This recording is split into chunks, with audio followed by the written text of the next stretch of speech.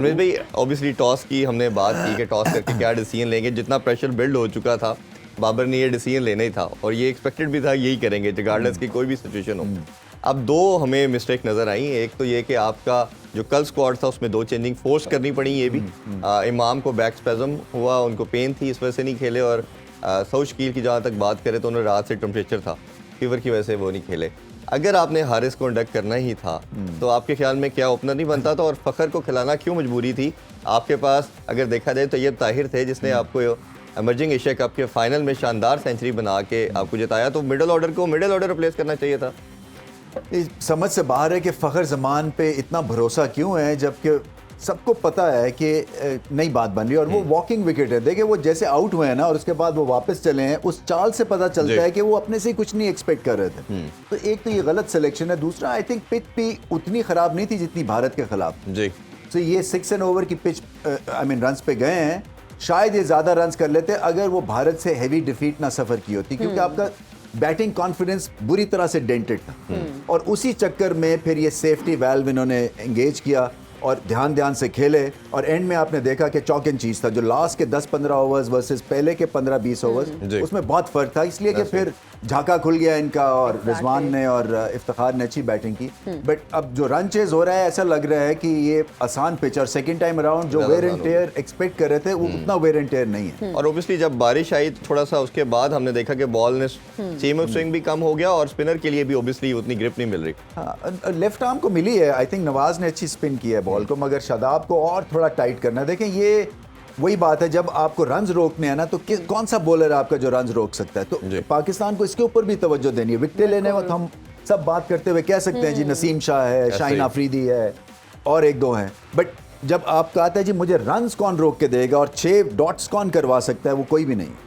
तो जब आपको रन्स रोकने हैं ना तो उस तरफ भी ध्यान देने की जरूरत है कि उसके ऊपर कौन से आपके एसेट्स हैं या जो तैयार कर रहे हैं आप वो वाले एसेट्स। अब्दुल्ला शफीक के बारे से मैं आपसे जरूर जानना चाहूँगा। प्री मैच में भी हमने डिस्कशन की, एक ऐसा प्लेयर जो टेक्निकली सबसे साउंड है, बेहतर है, ऐसी पिचेस के ऊपर उसको खेलना चाहिए। और जब आपकी वैसी बैटिंग ऑर्डर आपका काम नहीं चल रहा, आपको प्रॉब्लमेटिक में सिचुएशन के अंदर है, तो उसको चांस देना, वो मजबूरन करना पड़ा और जब किया तो आते साथ उसने डिलीवर किया। क्लियर डिफरेंस स्पिन के वाले से बात करें या फास्ट बॉलिंग के, उनका और बाकी प्लेयर्स में नजर आया कैसे? बिल्कुल बहुत ही सॉलिड इनिंग्स थी और बेंच से उठ के सीधा 50 इस तरह से कर देना रन बॉल, बहुत अच्छी इनिंग्स थी। और देखिए ये होता क्या है कि एक्स्ट्रा बैगेज के बगैर वो मैदान में उतरे, वो भारत वाला मैच नहीं खेले थे, एक तरह से इनको हेल्प किया वो, क्योंकि एक फ्रेश माइंड के साथ उतरे और जाके उन्होंने मेरिट पे हर चीज़ खेली है। उनके साथ अगर कोई अच्छा एक तगड़ा ओपनर होता जिसकी फॉर्म अच्छी लगी, मुझे समझ नहीं आई ये बैक स्पैज़म से कैसे बाहर हो गए एकदम से। कई दफ़ा मुझे ये लगता है कि पता नहीं, मुझे डाउट नहीं करना चाहिए, बट जब प्रेशर पड़ता है ना, कई जो प्रेशर में जो हमारे कई खिलाड़ी जो है ना वो वीक हार्टेड निकलते हैं। ये नहीं है इमाम उल हक वीक हार्टेड है, बट आई थिंक मेहनत करने की जरूरत थी ना। अगर बुखार है सऊद शकील को तो बुखार को आप गोली लेके खेलना है आपको, खत्म होगी बात। इंजमाम उल हक ने जो मैच विनिंग सेमीफाइनल में इनिंग्स खेली थी वो तो मैच नहीं खेल रहे थे ना, उनके तो सारी रात जो है वो पेट खराब, गोलियां खाते रहे, सोए नहीं और सुबह उन्होंने कहा जी मैं अनफिट हूँ, तो कप्तान ने कहा नहीं आपने खेलना है, खत्म होगी बात। उनको ऑप्शन ही नहीं दिया उन्होंने और वो मैच जिता गए। तो जब इस तरह की सिचुएशन में प्लेयर्स को खुद भी कप्तान का हाथ बटाना है कि मैं अगर हाफ फिट भी हूँ तो ये नहीं मैं चिकन आउट कर दूंगा। जी बिल्कुल। उस्मान साहब से भी हम जानना चाहेंगे कि टॉस जीत कर बैटिंग का फैसला आप किस तरह से देखते हैं? जैसे भी रमीज भाई ने बात की है कि प्रेशर जो है वो पिच को रीड करते हुए उन्होंने ये गेज नहीं किया था कि ये इतना अच्छा ट्रैक निकलेगा। वो बात दुरुस्त है कि ये उतने बुरे हालात नहीं है जो पहले कोलंबो की पिचेस जो पोज कर रही थी पिछले कुछ दिनों से। प्रेशर की वजह से आई गेस उन्होंने वो फैसला लिया बाबर ने कि जी हमें पहले बैट करना चाहिए, या वो डिसाइसिव एटीट्यूड के साथ आए थे कि जी हमें अगर टॉस हमने जीता तो हम सीधे बैटिंग के लिए जाएंगे। और स्कोर हमने मिड ऑफ द इनिंग्स भी बात की थी, आज मैं और इरफान साहब हम कर रहे थे, तो उसमें स्कोर का अंदाज़ा हमारा यही था कि अगर ये 250 क्रॉस करेगा तो स्कोर जो है वो हमारा अंदाजा था 45 ओवर्स में 250 क्रॉस करेगा, 42 में हो गया, विच मींस कि विकेट के अंदर जान है बैट करने के लिए। It's a lot better pitch for batting. और अभी हमारे जो वही मिडिल ओवर्स जो हैं वो फंसे हुए हैं और मिडिल ओवर्स में हमारे बॉलर्स भी बेचारे लगे हुए हैं। अच्छा, थोड़ा हारिस के वाले से भी आपसे जानना चाहूँगा। हारिस को हमने देखा कि अगेन चले हम समझते तो ओपनर होना चाहिए था, बट आपको मिडिल ऑर्डर में अगर अपॉर्चुनिटी मिल गई तो आपने अपने आप को स्टैब्लिश करना है, आपने परफॉर्म करके दिखाना है कि मैं थोड़ा टाइम लूँगा। और वो जो आते साथ जो चलानी शुरू करनी है उन्होंने वो ही किया और तीसरी चौथी बॉल पे चलाई और आउट हो गए, ये उनका क्या मेंटल ब्लॉक है?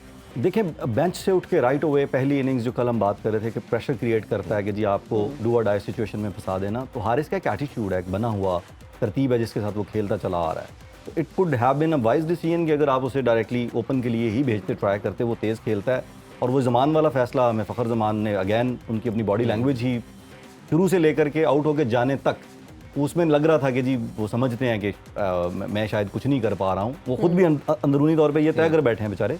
तो वो हारिस को ओपन करवाया जाता तो वो दायरे का इस्तेमाल करते हुए अच्छा तेज स्कोर करते। और ये जिस तरह का ओपनिंग स्टैंड श्रीलंका को मिला है, लेकिन वो कितने उन्होंने ये वही स्टैंड है जो अभी तक वो लैग पूरा नहीं हो पा रहा।